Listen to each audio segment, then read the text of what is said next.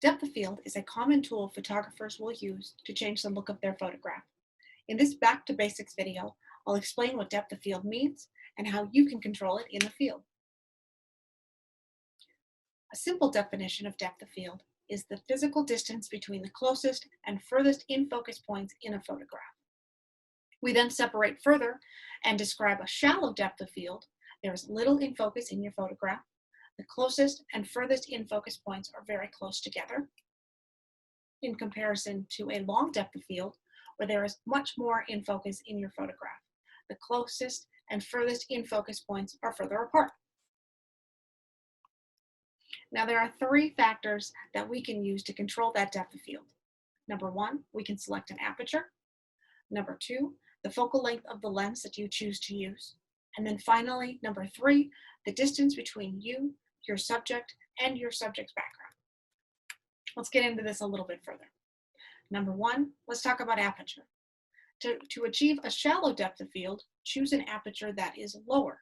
f4, f2.8, f1.8 will allow very little in your photograph to be in focus and ensure a very shallow depth of field.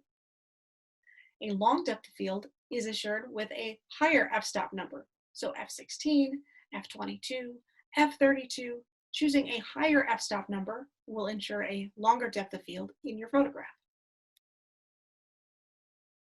Number two, the focal length you choose to use. Telephoto lenses have a compressive quality. They have a natural tendency to give you a shallow depth of field, seen here at 600 millimeter with my owl in the middle, 300 millimeter for comparison. And then on the other side, a 70 millimeter lens, a wider angle lens, has a tendency for a longer depth of field, giving you more in focus. Lastly, the distance between you, your subject, and your subject's background will also affect your depth of field. To ensure a more shallow depth of field, create a lot of distance between your subject and its background.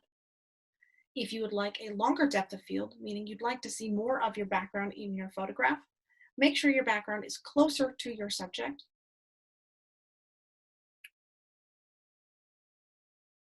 Here are some examples of where you would use a shallow depth of field versus a long depth of field. Shallow depth of field, common subject matter includes macro photography,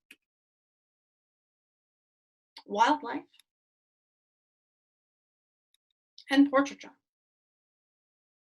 In comparison to a longer depth of field, an environmental portrait, sometimes we will use a longer depth of field to help create the environment our subject is sitting in and to create more detail between, again, the foreground, the middle ground, and the background. We will also see a long depth of field in landscapes very often and in architecture. Again, creating a lot of detail between the foreground and the background, trying to get as much of that scene in as possible. Architecture and landscapes, we also use a wide angle lens. So those two factors together help create this longer depth of field.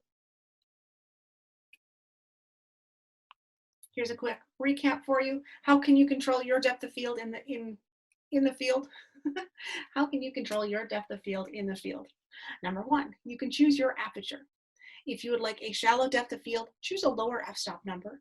If you'd like a longer depth of field, choose a higher f-stop number. Number two, if you'd like a shallow depth of field, try using a telephoto lens. If you'd like a more long depth of field, try using a wide angle lens. And then lastly, in your distance, if you'd like a shallow depth of field, make sure your background is very far away from your subject matter. If you'd like a longer depth of field, put your background closer to your subject, giving it more detail. That was a quick back to basic look at depth of field. I'm Jillian Bell. Check out our other Back to Basics video mentioned here in Aperture with Erica Robertson and with Lenses with Jared Powers.